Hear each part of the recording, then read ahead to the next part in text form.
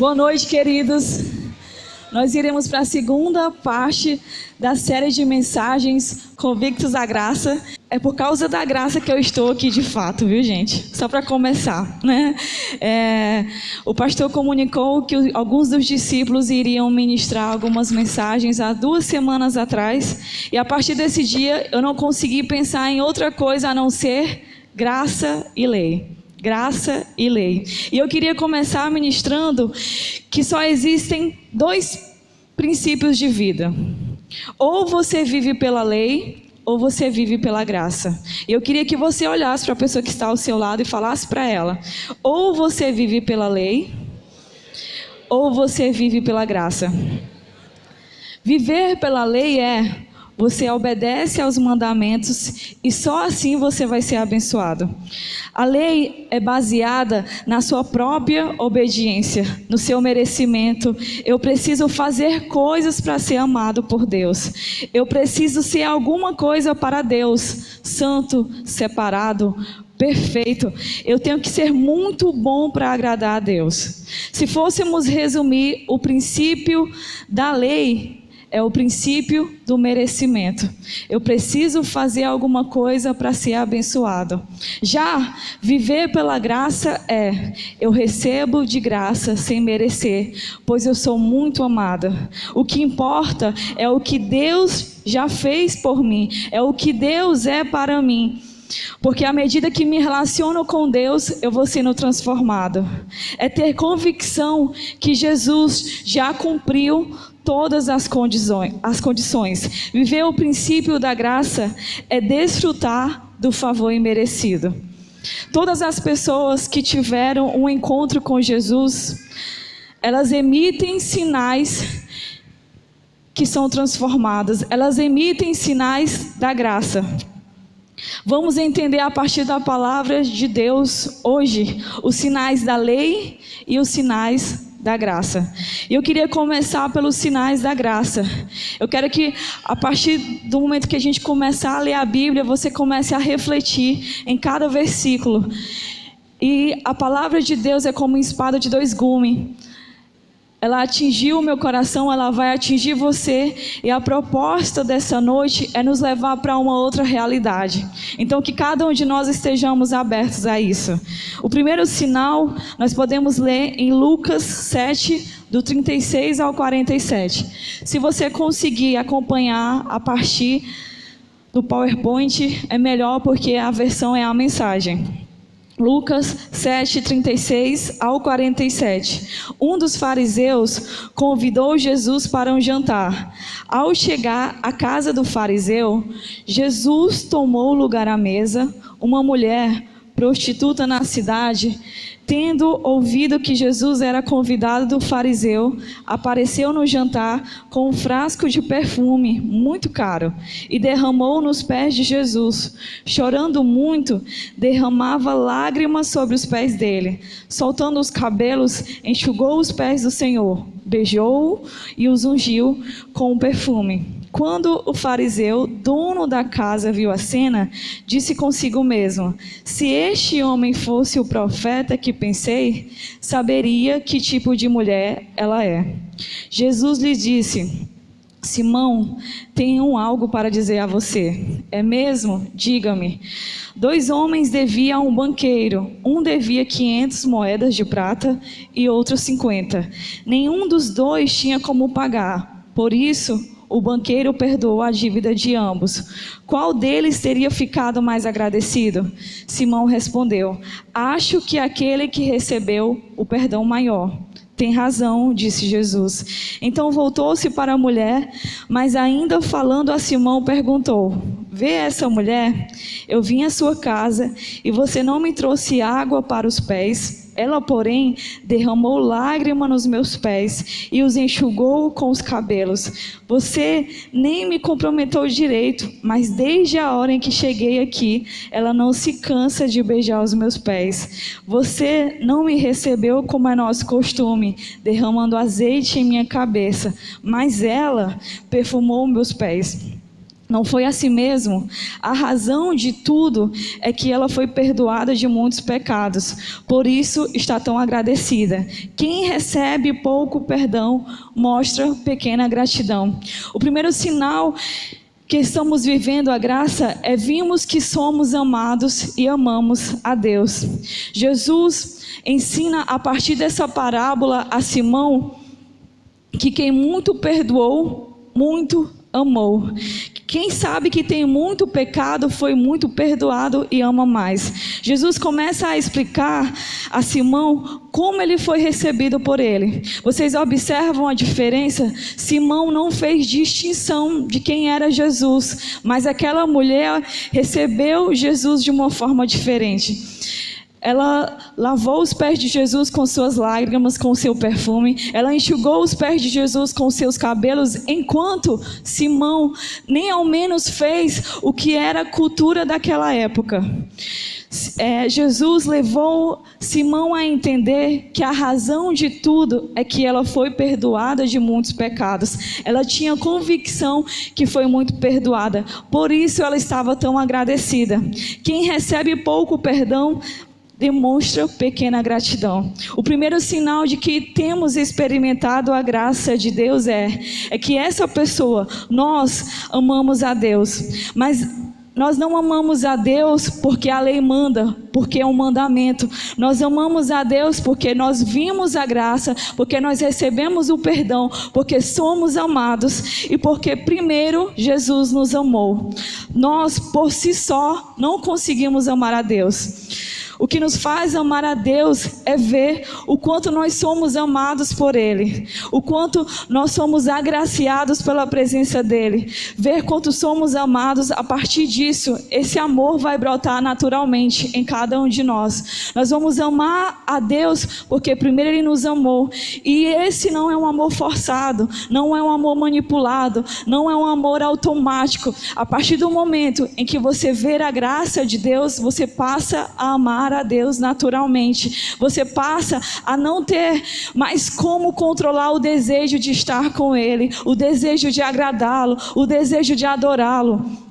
Quando temos convicção do quanto somos pecadores, passamos a entender o quanto fomos perdoados, o quanto somos amados. Isso é desfrutar da graça, é ter convicção que os meus pecados foram perdoados, e minha resposta para esse favor imerecido é amar a Deus, porque antes Ele me amou. Então, se você vê a graça, se você experimenta da graça, a resposta vai ser o seu amor para Deus. As suas atitudes vão passar a corresponder a isso, porque você não vai mais conseguir estar longe dele. Não é porque eu tenho que amar, é porque eu não consigo não amá-lo. Porque esse amor já nasceu aqui dentro de você. A partir do momento em que você conhece Jesus, esse sinal vai ser natural na sua vida, amar a Deus. O segundo sinal nós iremos ler em Mateus 18, 23 ao 27. O reino de Deus é como um rei que decide acertar as contas com seus serviçais. Trouxeram à sua presença um servo que lhe devia o equivalente a 300 toneladas de prata.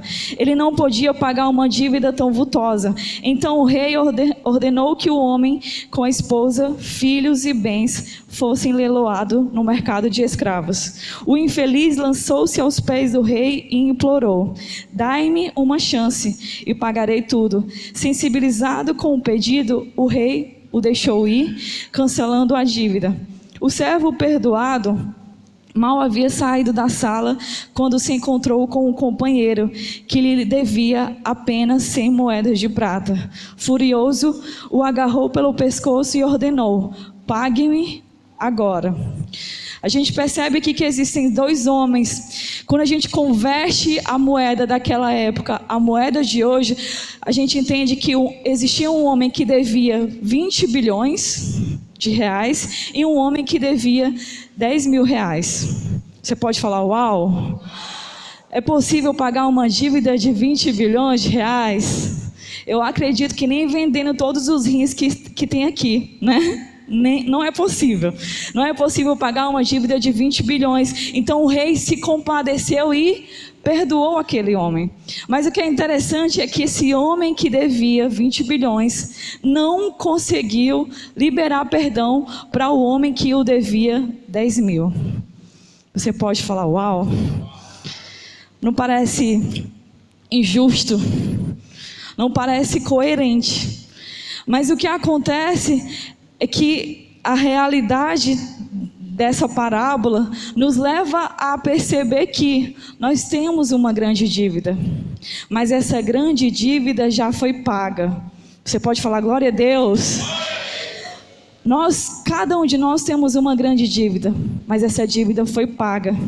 E essa parábola vem para nos levar a perceber que o segundo sinal que estamos vivendo a graça é: eu recebi o perdão de Deus e por isso eu perdoo. A graça de Deus nos capacita para nós perdoarmos aqueles que têm nos ofendido. A graça de Deus te capacita a vencer aquela dor que alguém que você ama muito te causou. Parece injusto daquele homem que devia 20 bilhões não perdoar a dívida de quem o devia 10 mil. Mas a realidade é que pode ser que por muito menos a gente não tenha liberado perdão.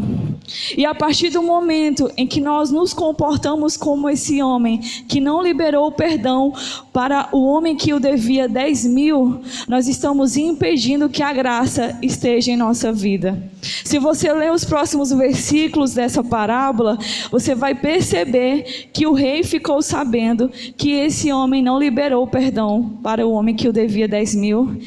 E ele voltou para o rei e ele foi preso. Ou seja, quando nós não liberamos perdão, a graça vai ser impedida de estar na nossa vida. No momento em que aquele homem que devia 20 bilhões não libera o perdão, ele imaginava, ele pensava que ele não era tão ruim assim, que ele era bom o suficiente para receber o perdão. Já aquele homem que devia 10 mil não era bom.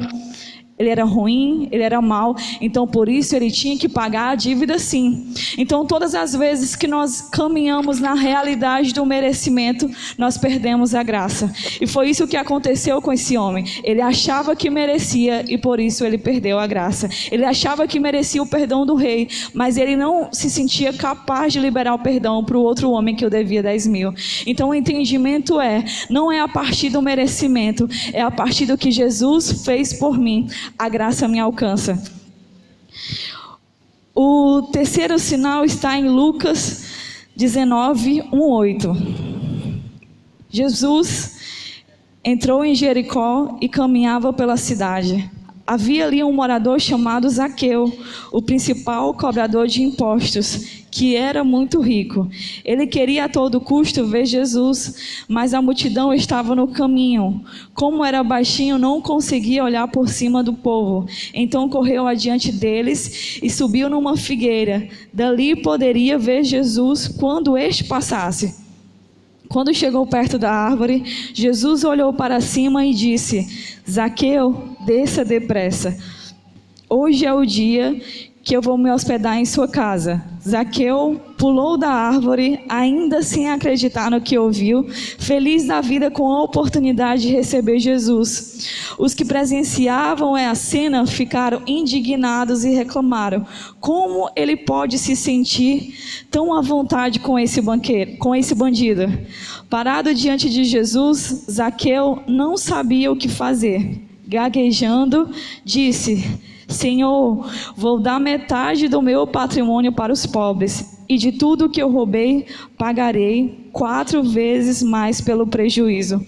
Zaqueu, nesse momento, estava em cima de uma árvore. Ele queria ver a todo custo Jesus. Jesus, vendo o esforço de Zaqueu, pediu para que ele descesse da árvore, porque ele queria ir até a casa de Zaqueu. Zaqueu estava em uma figueira. Figueira significa justiça própria. Então Jesus diz: desce da justiça própria, porque você verá a minha graça. Jesus fala: Deixa de caminhar a partir do merecimento, a partir daquilo que você acha que você deve receber, porque eu sou a graça e eu quero caminhar com você. A graça, o entendimento ela abre portas que a nossa capacidade, que a nossa força jamais conseguiria.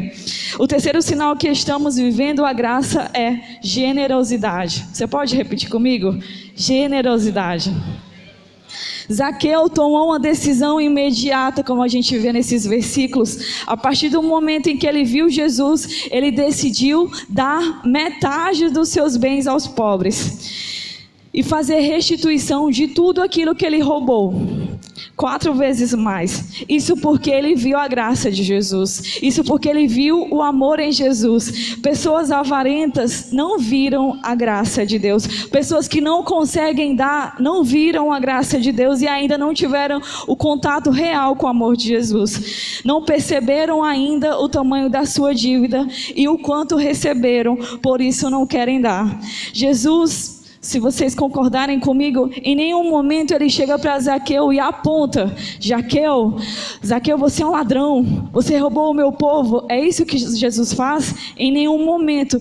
Jesus simplesmente amou Zaqueu. E é esse o olhar de Jesus para você. Jesus não vai apontar os seus erros, Jesus não vai apontar o que você fez no passado ou o que você fez até aqui. Jesus vai olhar para você e simplesmente dizer: eu te amo, eu quero derramar sobre você a minha graça, eu quero te ter perto, vem para perto de mim, eu quero estar na sua casa, eu quero ceiar com você. É essa a realidade da graça que Jesus quer. Jesus em nenhum momento orientou Zaqueu a se arrepender dos seus pecados. Mas é interessante que o amor de Deus, o amor de Jesus é tão forte que impulsionou Zaqueu a tomar uma atitude diferenciada, a mudar a forma como ele estava caminhando, a ver de uma forma diferente, a se comportar de forma diferente. É interessante que a resposta do favor imerecido foi o alinhamento das suas atitudes. Quando você é encontrado pelo amor de Jesus, é impossível você se manter o mesmo. E a generosidade, de acordo com esse versículo, e em toda a realidade, na verdade, não é imposta. Generosidade não é imposição, não é uma obrigação. Generosidade é uma resposta, é a nossa resposta do imensurável amor de Deus que recebemos. Generosidade é a sua resposta diante do amor que você tem recebido de Deus. Viver na graça vai nos impulsionar a viver Jesus, vai nos impulsionar a viver como Jesus. Jesus, em todo momento, ele se entregou pelo povo, pelo seu propósito, pelo projeto de Deus na terra. Então, a partir do momento em que nós temos o encontro com Jesus, nós passamos a ver como Ele, nós passamos a se interessar por tudo aquilo que Ele se interessa, nós passamos a participar de tudo aquilo que Jesus participa. Assim se comportou Zaqueu. E Zaqueu, quando a gente percebe em alguns versículos que nós lemos, as pessoas têm um olhar de julgamento, eles julgam a Zaqueu por aquilo que ele fez no passado, mas mal sabiam o que Zaqueu faria a partir do encontro com Jesus. Então Jesus hoje, ele está à disposição de transformar a sua mente, de transformar o seu coração, de transformar as suas fraquezas. O quarto sinal está em Lucas 17, 11 ao 19. Enquanto caminhava em direção a Jerusalém, Jesus atravessou a fronteira de Samaria com a Galileia. Ao entrar numa cidade, 10 homens, todos leprosos, vieram ao encontro dele. Mantendo certa distância, eles ergueram a voz e suplicaram: Mestre, tem misericórdia de nós. Olhando para eles, Jesus disse: Vão, mostrem-se ao sacerdote. Eles obedeceram e enquanto estavam a caminho, a lepra desapareceu. Quando percebeu que haviam sido curados, um deles retornou, glorificando a Deus em voz alta. Agradecido, ajoelhou-se aos pés de Jesus, pois não sabia como expressar a sua gratidão. O homem era samaritano. Jesus perguntou: não foram 10 curados? Onde estão os outros 9? Será que nenhum deles se lembrou de voltar para dar glória a Deus, a não ser este estrangeiro? Então disse ao homem: levanta-se, siga seu caminho, sua fé o curou e o salvou. Nesse versículo nós observamos que tem quantos homens aqui? 10 homens. Só que qual apenas voltou para dar glória a Deus? Apenas um homem. Esse único homem que voltou, ele era estrangeiro, ele era samaritano. Ele entendia que ele não merecia receber essa cura do Senhor. Enquanto os outros 9, por estarem debaixo da aliança de Abraão, consideravam que o que Jesus fez por ele não era mais nada que obrigação. Então, o quarto sinal que estamos vivendo a graça é gratidão. O estrangeiro sabia que não merecia. Por isso que ele ficou muito grato, por isso ele voltou para dar graças a Deus. Quando você sabe que a partir de você sozinho, não tem nada de bom, não tem nada que preste. Quando você entende que você é pecador, sempre haverá gratidão. Porque quando você observa toda a sua vida, tudo que você tem é por causa da graça. É por causa que alguém pagou um alto preço. É porque alguém pagou todas as condições, que foi Jesus. Muitos reclamam, mas na verdade deveriam agradecer. Porque o fato é que nós não merecíamos nada. Ele pagou o alto preço. Jesus tomou o nosso lugar na cruz. Jesus tomou o nosso lugar de condenação. E por isso, quando nós estamos vivendo na graça, vi que sou amado e por isso amo a Deus. Queria que você repetisse comigo. Vi que sou amado e por isso amo a Deus. Recebi o perdão de Deus e por isso eu perdoo. Generosidade e gratidão. A graça de Deus não é sobre o quanto você peca, não é sobre o quanto você precisa fazer para ser amado. A graça de Deus é a prova do quanto você é perdoado e amado. A graça de Deus testifica uma nova realidade. Tudo que você precisava fazer na lei, hoje você não precisa mais, porque Jesus já fez tudo por você. Jesus te ama ao ponto de tomar o seu lugar na cruz. Essa é a realidade. A graça está disponível para nós. A partir do momento em que a gente vive a graça, a partir do momento que a gente experimenta a graça, nós passamos a ser transformados. E essa transformação não é a partir da força do nosso braço, mas é porque Ele efetua em nós tanto querer como realizar. E é interessante, ouvindo algumas mensagens no passado, eu escutei um exemplo que confirma muito o que é viver na graça. Eu não sei se vocês já ouviram falar no pastor Enoch Adeboye, é um pastor da África. Na igreja dele só tem apenas 10 milhões de pessoas. Apenas. E fizeram uma entrevista com ele perguntando qual era o segredo. E ele falou: eu não posso dizer que é porque eu oro, porque muitos outros pastores oram. Eu não posso dizer que é porque eu ensino as pessoas, porque muitos outros pastores ensinam as pessoas. Eu só posso concluir dizendo que é a graça de Deus. É a graça de Deus que me alcançou. É a graça de Deus que tem alcançado a África. É a graça de Deus que tem alcançado essas pessoas. Não tem nada a ver comigo. Quando você tem esse entendimento, quando você não traz para você a glória, mas você devolve para Deus, a graça de Deus vai te levar a lugares inimagináveis. E é interessante porque a graça de Deus nos capacita justamente em circunstâncias, em habilidades que nós não temos também. Eu lembro que no meu casamento eu fiz um voto. E foi um voto engraçado porque muitos riram e até hoje falam desse voto, que eu prometi ao Christian que eu iria cozinhar. Porque até então eu vivia numa realidade onde tudo minha mãe fazia para mim.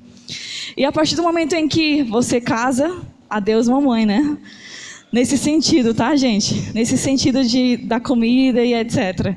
E o que acontece é que quando a gente estava na lua de mel, acho que no segundo, no terceiro dia, diante daquelas refeições, no café da manhã maravilhoso, eu só pensava, meu Deus, como vai ser depois daqui? E eu acredito que vocês percebem e a balança testifica, tá dando tudo certo. Tá dando tudo muito certo, né? É interessante que a graça de Deus vai nos capacitar a irmos para uma realidade que talvez a gente nunca imaginaria estar. Porque um dos meus questionamentos a respeito de casar eu acredito que eu nunca vou ser uma boa dona de casa. Porque até então, eu nunca tinha passado roupa. Eu não fazia praticamente nada em casa porque era trabalho, porque eram muitas atividades. Então eu ajudava com o meu quarto. Então quando eu chegava em casa estava tudo perfeito, tudo lindo. Então a realidade mudou. Mas a graça de Deus nos capacita naquilo que é uma debilidade. Então se você tem algo que, poxa, eu não consigo, Deus vai fazer. Deus vai fazer infinitamente mais. Mas a glória não é sobre a nossa habilidade, a glória é sobre Ele. E é Ele que está conosco naquilo que parece ser tão simples ou insignificante para as pessoas que caminham com você.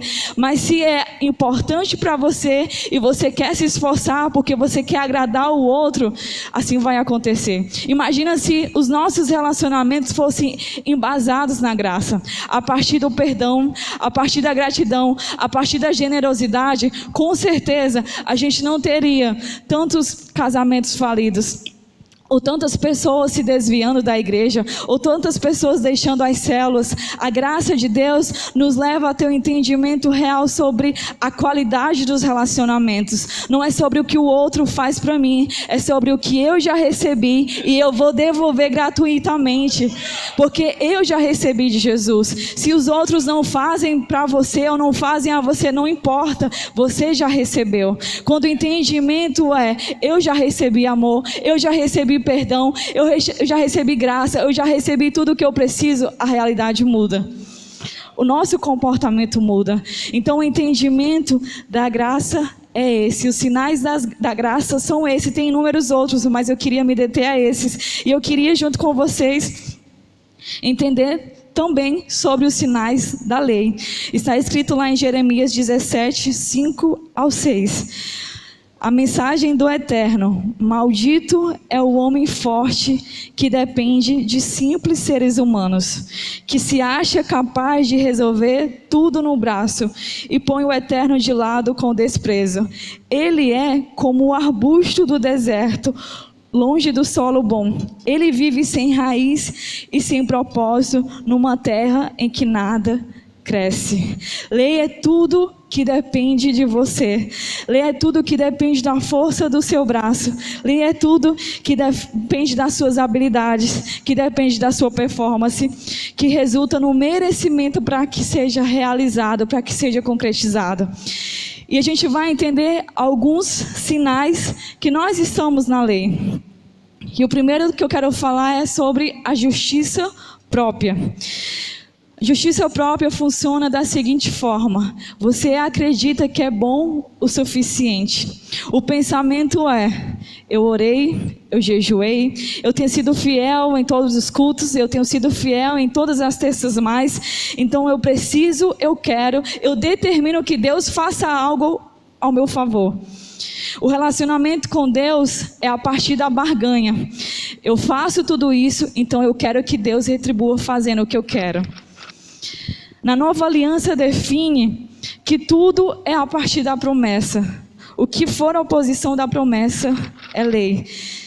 Para você receber a promessa, tudo que você precisa é ter fé. Você pode repetir comigo? Tudo que eu preciso para receber a promessa é ter fé.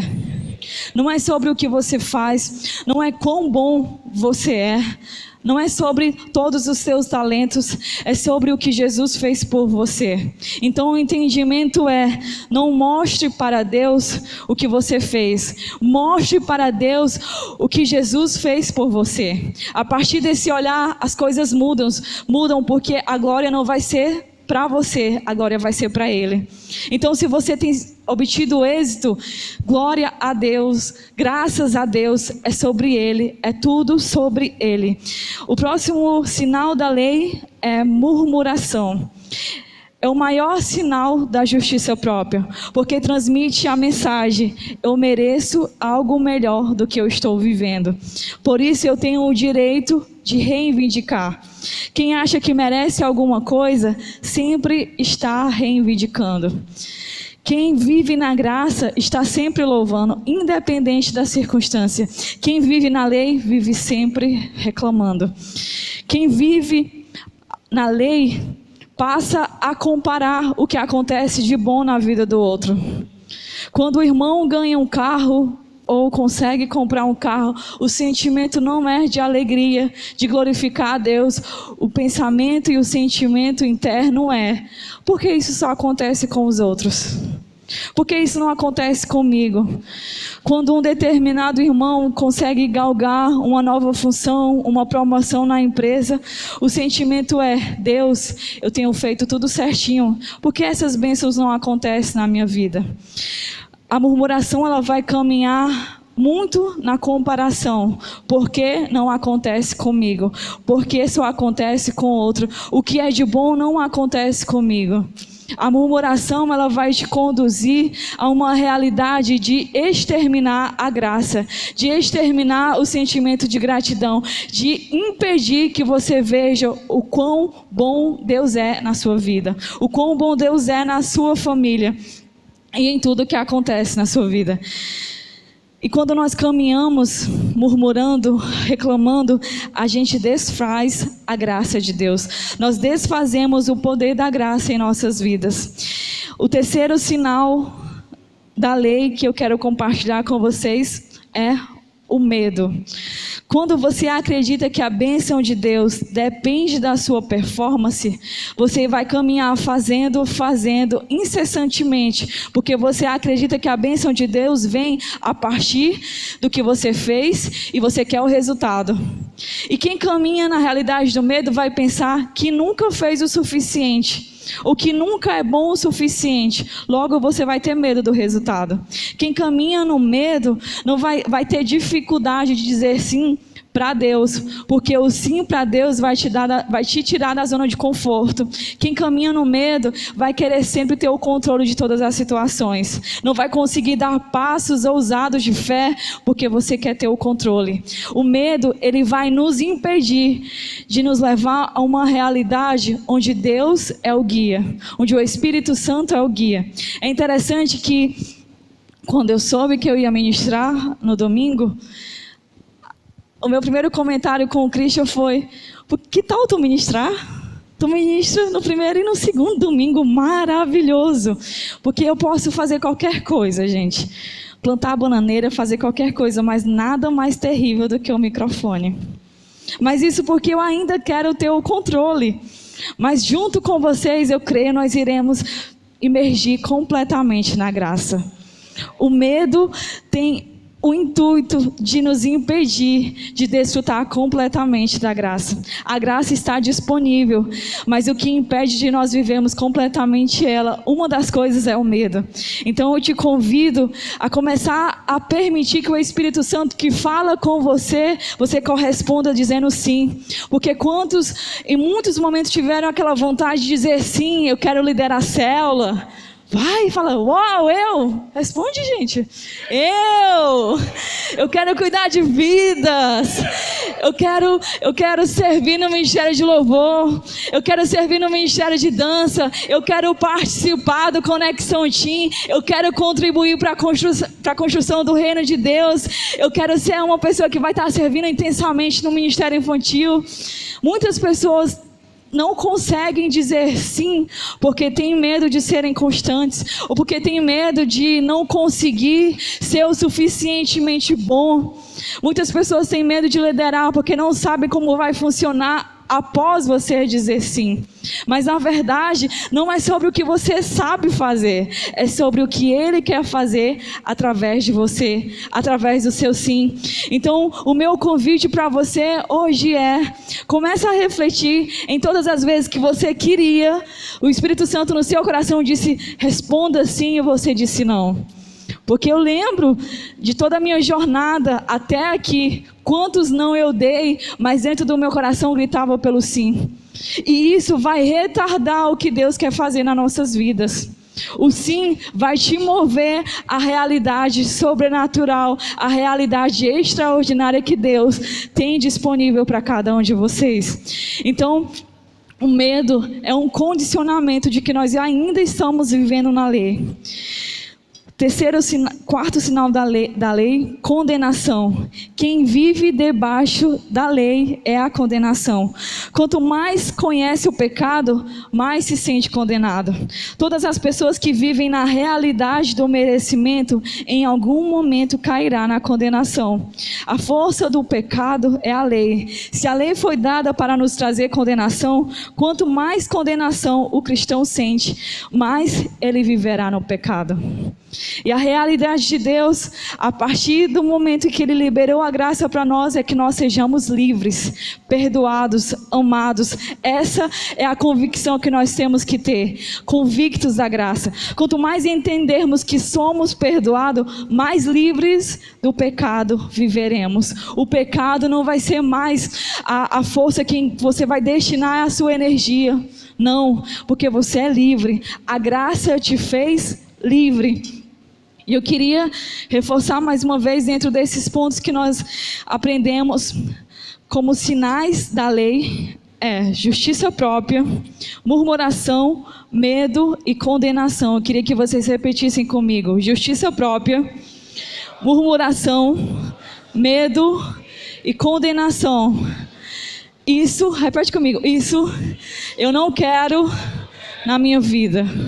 Nós estamos livres, libertos, porque o amor de Deus nos encontrou, porque o amor de Deus nos alcançou, e por isso nós somos verdadeiramente livres. E eu queria ler com vocês o que está escrito em Isaías 54, 10, 17. Essa é a palavra que você precisa firmar no seu coração, do quanto você é amado, do quanto você é perdoado, do quanto você é protegido em Deus. Você pode acompanhar comigo. Estou prometendo agora: chega de ira contra você, chega de repreensão. Mesmo que os montes fujam e as colinas se despedacem, meu amor não abandonará, minha aliança de paz não se desfará. O Eterno, que tem compaixão de você, é quem está dizendo isso. Cidade aflita, castigada pela tempestade e desamparada, estou prestes a reconstruir você com pedras de turquesa, a lançar seu fundamento de safiras, a construir suas torres com rubis, seus portões com joias e seus muros com pedras preciosas. Todos os seus filhos terão o Eterno Deus como mestre. Que mentor eles terão? Vocês serão estabelecidos com firmeza, fundamentados na justiça, longe de qualquer problema. Portanto, nada a temer. Estarão longe do terror, ele nem chegará perto. Se alguém atacar vocês, nem por um momento pensem que eu que o enviei. E mesmo que alguém os ataque, isso não será problema. Eu crio o ferreiro que aquece a fornalha e faz uma arma destinada a matar. Também crio o destruidor, mas a arma capaz de ferir vocês ainda não foi forjada. Qualquer acusador que levá-los ao tribunal será desqualificado por mentir. É isso que os servos do Eterno podem esperar. Vou garantir que tudo resulte no melhor. Eu quero que você repita comigo. Vou garantir que tudo resulte no melhor. Esses versículos, essa palavra é o próprio Deus que está falando para você. Se mantenha na graça, se mantenha convictos da graça, se mantenha ciente que o amor de Deus está disponível e Ele te transporta para um lugar inimaginável. É o amor de Deus que vai te conduzir àquele lugar que você deseja, mas você se sente incapaz, porque não é sobre a sua capacidade, é sobre o quanto Ele te ama. E eu quero concluir essa mensagem te explicando que o maior poder do mundo ninguém pode comprar, porque é um presente divino. Nada pode enfraquecer o amor de Deus, nada pode comprar a graça. Ou você tem ou você não tem. A graça de Deus é o maior poder do mundo. Você pode repetir comigo? A graça de Deus é o maior poder do mundo. E sabe o que você precisa para ter o maior poder do mundo disponível para você? Está escrito lá em 2 Coríntios 12:9. Mas ele me disse: minha graça é suficiente para você, pois o meu poder se aperfeiçoa na sua fraqueza. Quem aqui se sente incapaz? Quem aqui tem uma fraqueza? Começa a levantar do seu lugar e começa a perceber que o poder de Deus, a graça de Deus se aperfeiçoa na sua fraqueza. Quanto mais convictos da graça, mais poderosos nós nos sentiremos, porque é o poder dele que se aperfeiçoa em nós. O maior poder do mundo precisa de uma fraqueza. E se você tem essa fraqueza, você pode apresentar para Deus: Deus, sozinho eu não consigo. Deus, sozinho eu não tenho conseguido alcançar o que eu tenho sonhado. Mas contigo eu posso todas as coisas naquele que me fortalece.